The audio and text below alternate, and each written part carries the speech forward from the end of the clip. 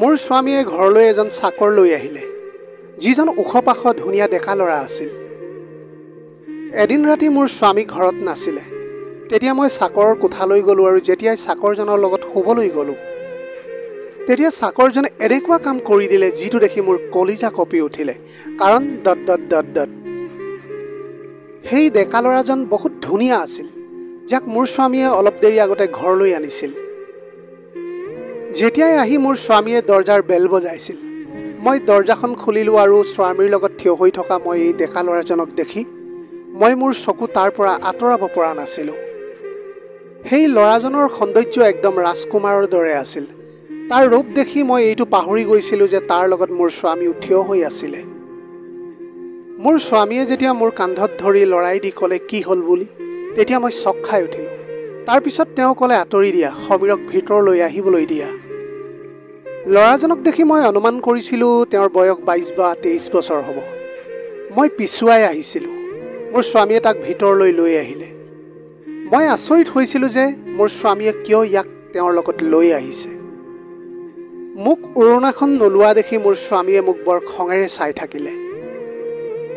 মই যিহেতু ঘৰত অকলে থাকিছিলোঁ, মোৰ ঘৰত স্বামীৰ বাহিৰে আন কোনোৱেই নাছিলে। সেইকাৰণে মই ঘৰত থাকিলে উৰণাখন লোৱা নাছিলোঁ। যেতিয়া মোৰ স্বামীৰ চাৱনীয়ে এই কথাটো অনুভৱ কৰালে যে ঘৰত এটা ডেকা ল'ৰা আহিছে, তেতিয়া গৈ মই লগে লগে উৰণাখন ল'লোঁ। সেই ল'ৰাজনে এবাৰো মূৰ উঠাই মোৰ ফালে চোৱা নাছিলে। যেতিয়াৰ পৰা আহিছিল তলমূৰ কৰি থিয় হৈ আছিলে। মই মোৰ স্বামীক সুধিলোঁ যে এওঁ কোন বুলি। তেওঁ ক'লে এওঁ এজন অসহায় ল'ৰা, কিন্তু বহুত বিশ্বাসী আৰু ভদ্ৰ। সেইকাৰণে মই এওঁক আমাৰ ঘৰৰ কাম কৰাৰ কাৰণে লৈ আহিছোঁ। এওঁ ঘৰৰ সৰু সুৰা সকলো কাম কৰিব। এই কথাটো শুনি মোৰ কিন্তু বেয়া লাগিব লাগিছিল যে মই গোটেই দিন ঘৰত অকলে থাকোঁ। তেনে ক্ষেত্ৰত এজন ডেকা ল'ৰা মোৰ লগত থকাটো বেয়া কথা। কিন্তু মোৰ বেয়া লগা নাছিলে। ভিতৰি ভিতৰি মোৰ কিয় জানো স্বামীৰ এই সিদ্ধান্তটো ভাল লাগিছিল। তেতিয়া মই ক'লোঁ যে এয়াতো আপুনি বৰ ভাল কাম কৰিলে, কাৰণ মোৰ ঘৰৰ কাম কৰোঁতে বৰ অসুবিধা হৈছিলে আৰু বজাৰলৈ গ'লেও ভাগৰি পৰিছিলোঁ। তেতিয়া মোৰ স্বামীয়ে ক'বলৈ ধৰিলে, সেই কাৰণেইতো এওঁক আনিছোঁ, যাতে তুমি বাহিৰলৈ যাব নালাগে আৰু তুমি বজাৰৰ সকলো কাম এওঁৰ দ্বাৰা কৰাব পাৰিবা আৰু ঘৰৰ সৰু সুৰা কামো এওঁ কৰি দিব পাৰিব।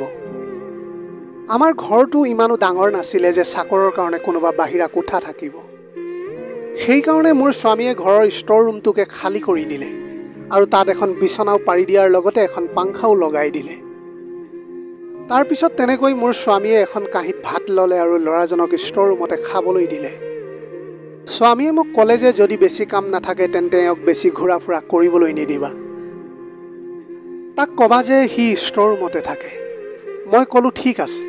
মোৰ ভিতৰত এক অদ্ভুত শিহৰণৰ জন্ম হ'ল। গোটেই নিশা মই ভালকৈ শুব নোৱাৰিলোঁ। চকু জাপ খোৱাৰ লগে লগে মোৰ সেই ল'ৰাজনৰ চেহেৰাটো সন্মুখলৈ আহিবলৈ ধৰে। নাজানো কিয়, কিন্তু মোৰ মনটোৱে এইটো বিচাৰি আছিল যে সোনকালে ৰাতিপুৱা হৈ যাওক আৰু মোৰ স্বামী কামলৈ যাওক। তাৰপিছত মই সেই চাকৰজনক যাতে মন ভৰি চাবলৈ পাৰোঁ, যাক প্ৰথম দেখাৰ লগে লগে মোৰ মনটো ব্যাকুল হৈ পৰিছিল। ইমান আকৰ্ষিত কৰিব পৰা চেহেৰা মই আজিলৈকে কোনো ল'ৰাৰ লগত দেখা নাছিলোঁ, যিমান সেই ল'ৰাজনৰ লগত দেখা পোৱা গৈছিল। কিন্তু মই এই কথাটোত আচৰিত হৈ পৰিছিলোঁ যে সি কেনেকুৱা অদ্ভুত ধৰণৰ ল'ৰা, যিয়ে মোৰ ফালে এবাৰো চকু তুলি নাচালে। পিছদিনা ৰাতিপুৱা মই সোনকালে উঠিলোঁ। মই পাকঘৰত নাস্তা বনাই আছিলোঁ। তেতিয়াই মোৰ স্বামীয়ে ষ্ট'ৰ ৰুমৰ দৰজাত টুকুৰিয়ালে আৰু ল'ৰাজনক বাহিৰলৈ ওলাই আহিবলৈ ক'লে। তাৰপিছত তাক ক'লে যে দোকানৰ পৰা ঘৰৰ বস্তুখিনি লৈ আহাগৈ আৰু ঘৰৰ কি কাম আছে বাইদেউৰাক সুধি কৰি লোৱা। তাৰপিছত মই তোমাক দোকানলৈ লৈ যাম। এই কথা শুনাৰ লগে লগে মই চিন্তিত হৈ পৰিলোঁ। মোৰ স্বামীয়ে তাক দোকানলৈ কিয় লৈ যাবলৈ বিচাৰিছে? তেওঁতো তাক ঘৰৰ কামৰ বাবেহে আনিছিলে। মই নাস্তা হোৱাৰ পিছত গেছটো বন্ধ কৰি বাহিৰলৈ আহিলোঁ। মই তেতিয়া স্বামীক সুধিলোঁ যে আপুনি তাক ক'লৈ লৈ যাবলৈ ওলাইছে? তাকতো আপুনি ঘৰৰ কামৰ বাবেহে ৰাখিছিলে। মোৰ কথা শুনি মোৰ স্বামীয়ে প্ৰথমতেতো মোৰ ফালে খঙেৰে চাবলৈ ধৰিলে। তাৰপিছত ক'লে, গোটেই দিন ইয়াতেই কি কৰিব? এতিয়াও সময় 1 ঘণ্টা আছে। তোমাৰ যি যি কাম আছে তুমি কৰাই লোৱা। মই তাক মোৰ লগত দোকানলৈ লৈ যাম আৰু ৰাতি সি মোৰ লগতে আহিব। আৰু যদি ৰাতিও তোমাৰ কিবা কাম থাকে তেনেহ'লে কৰাই ল'বা তাৰ লগত।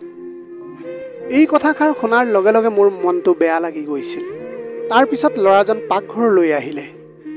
তাৰপিছত ক'লে, বাইদেউ কিবা কাম আছে যদি কওক। মই বেকাকৈ তাৰ ফালে চালোঁ। সি তেতিয়াও তলমূৰ কৰিয়েই মোৰ ফালে কথা কৈ আছিল। সি বাইদেউ বুলি মতাৰ লগে লগে মই খঙতে জ্বলি পুৰি যোৱা যেন হ'লোঁ।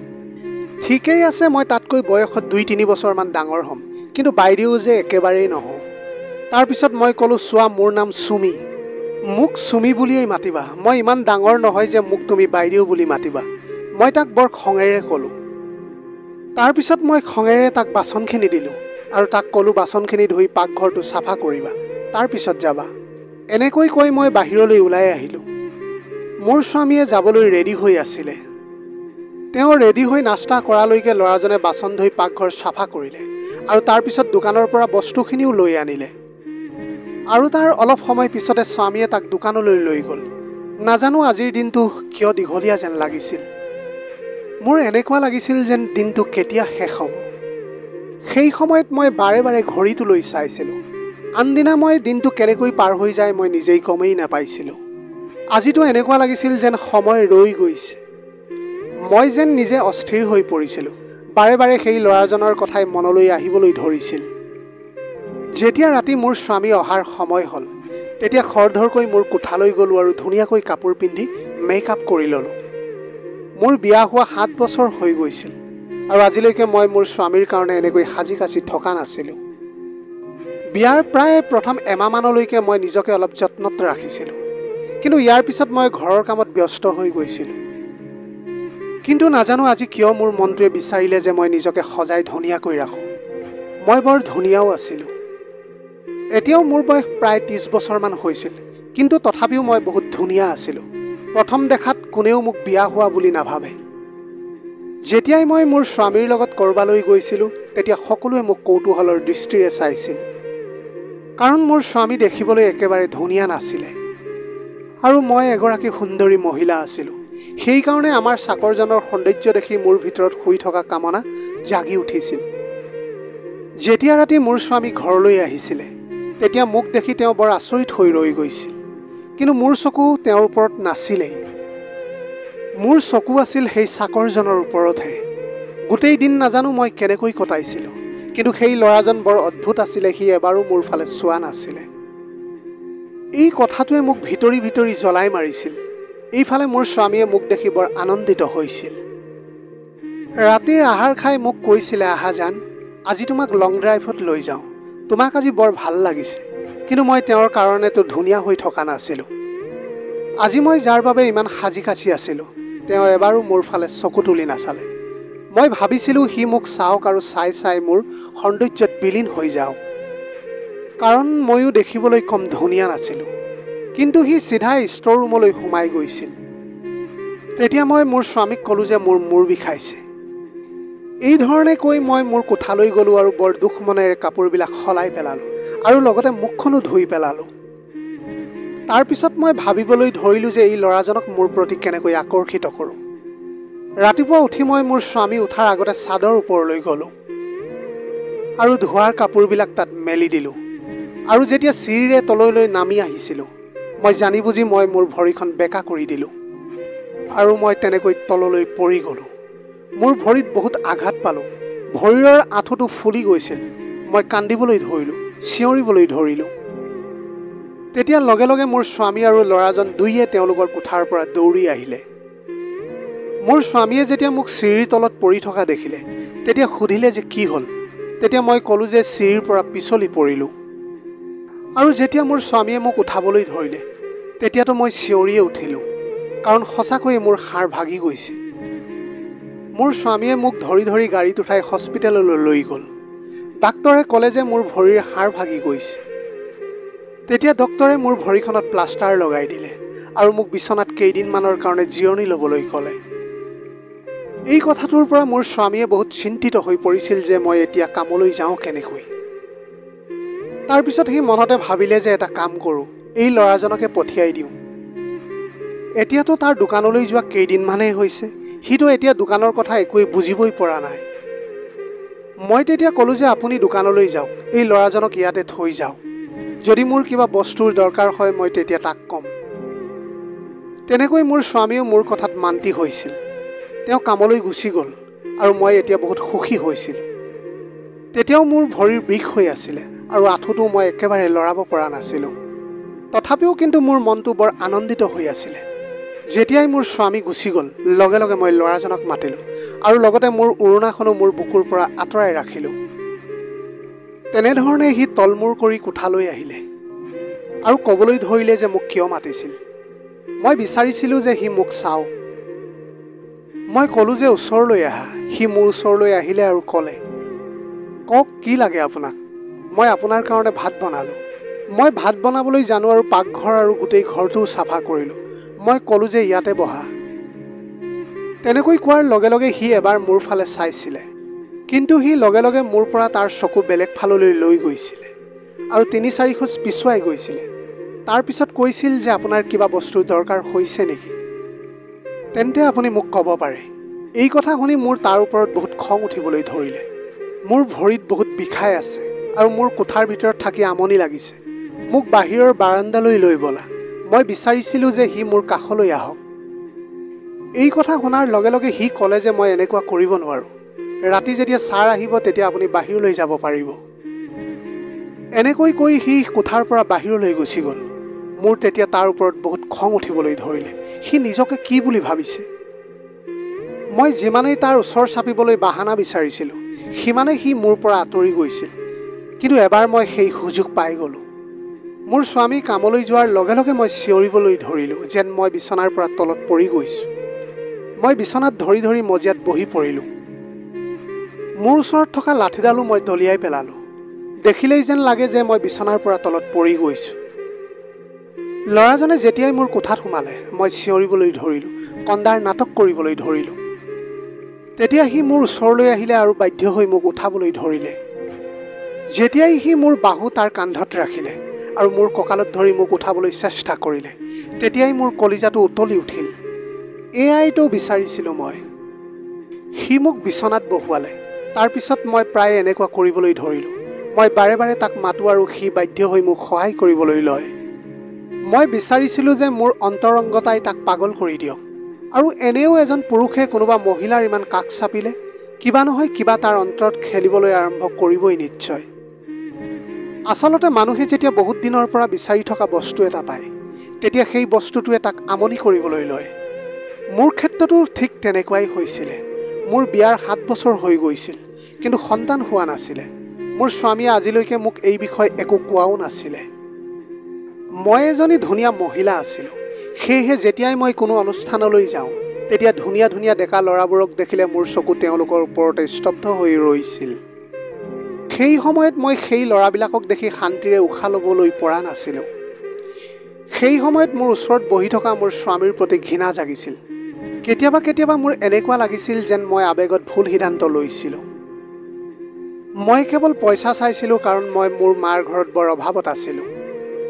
সেই সময়ত মোৰ এনেকুৱা লাগিছিল যে যেতিয়া মোৰ ওচৰত পইচা থাকিব, তেতিয়া মই জীৱনৰ সকলো সুখ উপভোগ কৰিব পাৰিম।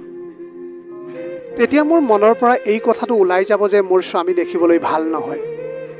আৰু সেই ধৰণে সময়ৰ লগে লগে এই কথাটো মোৰ অন্তৰৰ পৰা নাইকিয়া হৈ যাব। কিন্তু তেনেকুৱা একো নহ'ল। মোৰ স্বামীক মই কেতিয়াও ভাল দেখাই নাছিলোঁ।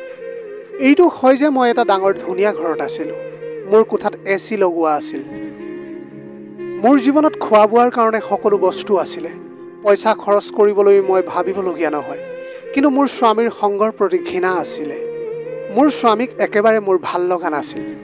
যিমান সময় মই তেওঁৰ লগত থাকিছিলোঁ, সেই সময়খিনি মই মানসিকভাৱে বিকাৰগ্ৰস্ত হোৱাৰ দৰে হৈ পৰিছিলোঁ। এতিয়া না মোৰ টকা পইচা ভাল লগা হৈছে, না মোৰ এই ডাঙৰ ঘৰটো। কেতিয়াবা কেতিয়াবা এনেকুৱা লাগে যেন মই জীৱনত বহু ডাঙৰ ভুল কৰি পেলাইছিলোঁ। মোৰ স্বামী যদি মোৰ পচন্দৰ হ'লহেঁতেন, তেন্তে মই হয়তো জীৱনত শান্তিৰে কটাব পাৰিলোহেঁতেন। মোৰ কামনাই মোক ভিতৰত খুলি খুলি খাইছিল। সমীৰক দেখি মোৰ এনেকুৱা লাগিছিল যেন মই যি বিচাৰি আছিলোঁ সেয়া মই পাই গ'লোঁ। মই ভাবিছিলোঁ যে সমীৰে মোৰ ফালে চাওক, মোৰ প্ৰতি আকৰ্ষিত হওক, কিন্তু সি মোৰ ফালে চকুৱেই নিদিছিল। এতিয়া মোৰ ভৰিখন লাহে লাহে ঠিক হ'বলৈ ধৰিছিল। প্লাষ্টাৰো খুলি দিয়া হৈছিল। কিন্তু মই জানি বুজি চিঞৰিবলৈ ধৰিছিলোঁ যাতে সি মোক ধৰি উঠাই দিয়ে। মোৰ স্বামীয়ে মোক কৈছিল যে মই তোমাক এডাল ষ্টেণ্ড আনি দিম, তাৰ সহায়ত তুমি সহজে চলা ফুৰা কৰিব পাৰিবা, আৰু ডাক্তৰেতো কৈছে তুমি তোমাৰ ভৰিত নিজৰ ভৰ দিব পাৰিবা। মই তেতিয়া খঙেৰে মোৰ স্বামীৰ ফালে চালোঁ। মই ক'লোঁ, ডাক্তৰে কি গম পায় মোৰ কি অসুবিধা হৈ আছে? তেওঁতো যি মন যায় তাকে কৰি দিব। কিন্তু মই এই নাটক কিমান দিনলৈকেনো কৰি থাকিম? মই মোৰ স্বামীৰ পৰা আঁতৰি থাকিব বিচাৰিছিলোঁ। এদিন যেতিয়া স্বামী দোকানলৈ গুচি গ'ল, তেতিয়া মই দেখিলোঁ যে সমীৰে তাৰ মোবাইলত কাৰোবাৰ লগত কথা পাতি আছে। তাৰ ওচৰত এটা নকিয়াৰ সৰু মোবাইল আছিলে। সি কথা পতাত ব্যস্ত আছিলে। মই এতিয়া খোজকাঢ়িব পৰা হৈছিলোঁ। মই লাহে লাহে তাৰ কোঠাৰ ওচৰলৈ গৈছিলোঁ। সি কাৰোবাক কৈ আছিলে যে মই সোনকালেই মাক তোমাৰ ঘৰলৈ পঠিয়াম। এতিয়াতো মই কামো পাই গৈছোঁ। তোমাৰ দেউতায়ো এতিয়া মানা কৰিব নোৱাৰে মোক। মই বহুত সোনকালে বিয়া পাতি তোমাক চহৰলৈ লৈ আহিম। মই যেতিয়া এই কথা শুনি পালোঁ, মোৰ মূৰত বিনামেঘে বজ্ৰপাত হোৱাৰ দৰে লাগিল। কাৰণ মইতো সমীৰক বহুত ভাল পাই পেলাইছিলোঁ। মই তাৰ পৰা আঁতৰি থাকিব নোৱাৰোঁ। মই বিচাৰিছিলোঁ যে সিও মোক ভাল পাওঁ, কিন্তু সিটো কোনোবা বেলেগ ছোৱালীৰ জালতহে ফচি আছে। মই লাহে লাহে নিজৰ কোঠালৈ গ'লোঁ। এইটো সময়ত মোৰ অলপো ভাল লগা নাছিলে। মোৰ এনেকুৱা লাগিছিল যেন মই ছোৱালীজনীক মই মোৰ সন্মুখত পাওঁ আৰু তাইক ডিঙি চেপি মাৰি পেলাওঁ। সমীৰে মোৰ বাহিৰে আন কোনোবা ছোৱালীক কেনেকৈ ভাল পাব পাৰে? মই আইনাৰ সন্মুখত ৰৈ নিজকে চালোঁ। মই বহুত ধুনীয়া আছিলোঁ। এয়া কেনেকৈ সম্ভৱ হ'ব পাৰে যে সমীৰৰ মোক ভাল নালাগিব? সি কেনেকৈ মোৰ বাহিৰে আন ছোৱালীক ভাল পাব পাৰে? তাৰ পাছত মই ভাবিলোঁ যে সেই ছোৱালীজনী চাগে মোতকৈও বহুত বেছি ধুনীয়া। যিয়েই নহওক, এই সময়ত মই সেয়া সহ্য কৰিব পৰা নাছিলোঁ। খঙতে মোৰ চকুৰে চকু পানী ববলৈ ধৰিলে। মই সমীৰক চিঞৰি মাতিলোঁ। সি মোৰ কোঠালৈ দৌৰি আহিল। সি মোক ভালকৈ ভৰিৰ ওপৰত থিয় হৈ থকা দেখি অলপ আচৰিত হ'ল। তাৰপিছত সি ক'লে, কওক কিয় মাতিছিলে? মই ক'লোঁ, ভিতৰলৈ আহা, মোৰ তোমাৰ লগত কিবা কথা আছে। সি তেনেকৈ ভিতৰলৈ আহিলে। মই তাক ক'লোঁ যে মই তোমাক ভাল পাওঁ। এই কথা শুনাৰ লগে লগে সি থতমত খাই উঠিল। প্ৰথমবাৰ সি মোৰ চকুলৈ চাইছিলে। তাৰপিছত সি ঘৃণাভাৱেৰে ক'বলৈ ধৰিলে, আপোনাৰ লাজ লগা নাই মোৰ লগত এনেকৈ কথা পাতিবলৈ? মই ক'লোঁ, তুমি হয়ে এনেকুৱা, তাত মোৰ কি দুখ? তাৰপিছত মই গডৰেজৰ লকাৰ খুলি তাক বহুত পইচা উলিয়াই দিলোঁ। পইচাখিনি দেখি সি আচৰিত হৈ গৈছিল। তাৰপিছত মই ক'লোঁ, তোমাক পইচাৰে মই ভৰাই দিম যদি তুমি মোৰ ইচ্ছা পূৰণ কৰিব পৰা। মই এই কথা শেষ কৰিব নাপালোঁ। সি জোৰকৈ মোৰ গালত চৰ মাৰিলে আৰু তেওঁ ক'বলৈ ধৰিলে, ইয়াৰ পাছত যদি এটাও শব্দ কয় আপুনি, তেন্তে মই মালিকক সকলো কথা কৈ দিম যে আপোনাৰ কেনেকুৱা চিন্তাধাৰা, কেনেকুৱা মনোভাৱ।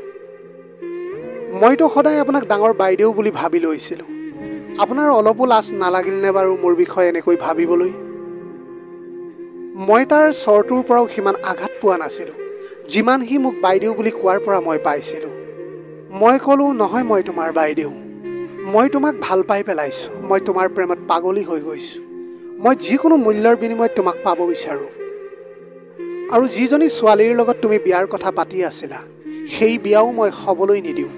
আৰু যদি তুমি মোৰ স্বামীক কিবা ক'বলৈ চেষ্টা কৰা, তেন্তে তুমি ভাবিবও নোৱাৰা মই তোমাৰ লগত কি কৰিব পাৰোঁ। মই জেদী হৈ গৈছিলোঁ। মই এজনী প্ৰেমিকাৰ দৰে চিঞৰি চিঞৰি তাক কথাবিলাক কৈ গৈছিলোঁ। মোৰ এই কথা শুনাৰ লগে লগে সি কোঠাটোৰ পৰা ওলাই গুচি গ'ল। তাৰ পিছদিনা সি যিবিলাক কথা ক'লে, সেয়া শুনি মই অজ্ঞান হোৱাৰ দৰে হৈ পৰিছিলোঁ। সি মোৰ স্বামীক ক'বলৈ ধৰিলে যে মই আপোনাৰ তাত চাকৰি আৰু নকৰোঁ। তেতিয়া তেওঁ ক'লে যে তুমি কিয় কৰিব নোৱাৰা? কি তুমি পাহৰি গ'লা যে তুমি মোৰ লগত 2 বছৰৰ কাৰণে চুক্তি কৰি আহিছিলা? সেইদিনাতো তুমি মোৰ আগত হাতজোৰ কৰি কান্দি আছিলা যে ছাৰ এটা কাম দিয়ক, আৰু এতিয়াতো তোমাৰ কাম কৰাৰ 2 মাহো হোৱা নাই। সি তেতিয়া ক'বলৈ ধৰিলে, মই আপোনাক কাৰণ দৰ্শাব নোৱাৰোঁ। মোৰ স্বামীয়ে খঙেৰে তাক ক'লে, ঠিক আছে, যি পইচা তুমি এডভান্স লৈছিলা সেই পইচা মোক উভতাই দিয়া। সম্পূৰ্ণ 2 লাখ টকা মই তোমাক এনেই দিয়া নাছিলোঁ যে 2 মাহতে কাম এৰি তুমি গুচি যাবা। মই তোমাক মোৰ ঘৰত এই কাৰণেই ৰাখিছিলোঁ কাৰণ তুমি এজন বিশ্বাসী আৰু ভদ্ৰ ল'ৰা আছিলা। তুমি থাকোঁতে মোৰ কোনো চিন্তাই নাছিলে যে মোৰ পত্নী সুৰক্ষিত আছে নে নাই। মই ইমানখিনি বিশ্বাস কৰিছিলোঁ। সেইকাৰণে মই তোমাক ঘৰত ৰাখিছিলোঁ আৰু এনেও মই কাইলৈ চহৰৰ পৰা বাহিৰলৈ যাম আৰু 3 দিনৰ পিছতহে উভতিম। সেইকাৰণে এই 3 দিনলৈকে মই তোমাৰ কথা একোৱেই শুনিব নোৱাৰোঁ। মই উভতি অহাৰ পিছতহে তুমি যাব পাৰিবা আৰু মোৰ পইচাখিনি মোক ঘূৰাই দিবা। যেতিয়াই মই গম পালোঁ মোৰ স্বামী 3 দিনৰ কাৰণে ক'ৰবালৈ গৈ আছে, তেতিয়া মই মনতে বৰ ফূৰ্তি পাইছিলোঁ। কাৰণ এই 3 দিনত মই সমীৰৰ লগত মোৰ সকলো কামনা পূৰণ কৰিব পাৰিম। সমীৰে এই কথা শুনি বৰ চিন্তিত হৈ পৰিছিল। পিছদিনা মই মোৰ স্বামীৰ বেগত সকলো লাগতিয়াল সামগ্ৰী ভৰাই দিলোঁ। মোৰ স্বামীয়ে মোক ক'লে যে তাৰ ওপৰত অলপ নজৰ ৰাখিবা, যাতে সি পলাবলৈ চেষ্টা নকৰে, কাৰণ সি 2 লাখ টকা এডভান্স লৈ থৈছে। তাৰ ভনীয়েকৰ বিয়াৰ কাৰণে পইচা কম হৈছিল বুলি সি মোৰ পৰা এডভান্স লৈছিলে। মই এতিয়াহে বুজিব পাৰিলোঁ যে সি কিয় আমাৰ ঘৰত কাম কৰিবলৈ আহিছিলে। তেনেধৰণে মোৰ স্বামীও ওলাই গ'ল আৰু সমীৰৰ দোকানলৈ বুলি গুচি গ'ল। যেতিয়া সি ৰাতি দোকানৰ পৰা উভতিছিল, তেতিয়া মই পাতল শাৰী এখন পিন্ধি সাজি কাচি তাৰ সন্মুখত থিয় হৈছিলোঁ। সি মোক দেখাৰ লগে লগে বেলেগ ফালে চালে আৰু চিধাই ষ্ট'ৰ ৰুমত সোমালে আৰু ভিতৰৰ দৰজাখন লক কৰি দিলে। এয়া দেখি মোৰ তাৰ ওপৰত খং উঠি গ'ল। মই গৈ ক'লোঁ যে দৰজা খোলা। তেতিয়া সি ক'লে যে আপুনি ইয়াৰ পৰা যাওক, মই দৰজা নোখোলোঁ। তাৰ পিছতো মই বহুত সময় তাৰ দৰজাত টুকুৰিয়াই থাকিলোঁ। অৱশেষত ভাগৰি মই মোৰ ৰুমলৈ গুচি আহিলোঁ। মোৰ তেতিয়া তাৰ ওপৰত বহুত খং উঠি আছিলে। মই উপায়বিহীন হৈ পৰিছিলোঁ। ৰাতি 3মান বজাত মোৰ মনলৈ আহিলে যে মোৰ ষ্ট'ৰ ৰুমৰ চাবিটো মোৰ লগতে আছে। মই চাবিপাত উলিয়ালোঁ আৰু লাহে লাহে ষ্ট'ৰ ৰুমৰ দৰজা খুলিলোঁ। দেখিলোঁ যে সন্মুখত সমীৰে গাত চাদৰ মেৰিয়াই শুই আছিল। মই লাহে লাহে ষ্ট'ৰ ৰুমৰ দৰজাখন বন্ধ কৰিলোঁ আৰু তাৰ বিচনাত শুই দিলোঁ। সেই সময়ত কোঠাটোত বেছি পোহৰো নাছিলে। যেতিয়াই মই তাক সাৱটি ধৰিলোঁ, তেতিয়াই মই মোৰ কাণত যি শুনিলোঁ সেয়াই মোক অজ্ঞান কৰিবলৈ যথেষ্ট আছিল। সেয়াটো মোৰ স্বামীৰ কণ্ঠ। মই একেজাপে উঠি বহিলোঁ। এটা টৰ্চ লাইটৰ পোহৰ মোৰ সন্মুখত পৰিলে। সেই পোহৰত মই বিচনাত থকা ব্যক্তিজনকো ভালকৈ দেখিবলৈ পাৰিছিলোঁ। সেয়া মোৰ স্বামীয়ে আছিলে। সেয়া দেখি মোৰ ভৰিৰ তলৰ মাটি খহি যোৱা যেন অনুভৱ হ'ল। মোৰ স্বামীয়ে ক'লে, তোমাৰ সকলো কথা মোক সমীৰে কৈছিলে আৰু মই মিছা কৈছিলোঁ যে মই চহৰলৈ যাম বুলি। মই তোমাৰ প্ৰকৃত স্বৰূপ নিজ চকুৰে চাব বিচাৰিছিলোঁ। এই কথাখিনি শুনাৰ পিছত মই জোৰ জোৰকৈ কান্দিবলৈ ধৰিলোঁ। মোৰ সকলো কথা মোৰ স্বামীয়ে গম পাইছিলে।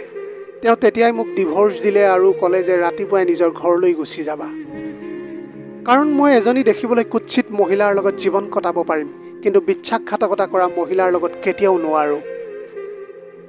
এজন পুৰুষে গোটেই দিন কষ্ট কৰি পত্নীৰ সকলো ইচ্ছা এই কাৰণেই পূৰণ কৰিব বিচাৰে, যাতে নিজৰ পত্নীৰ বিশ্বাস ঘূৰাই পায়।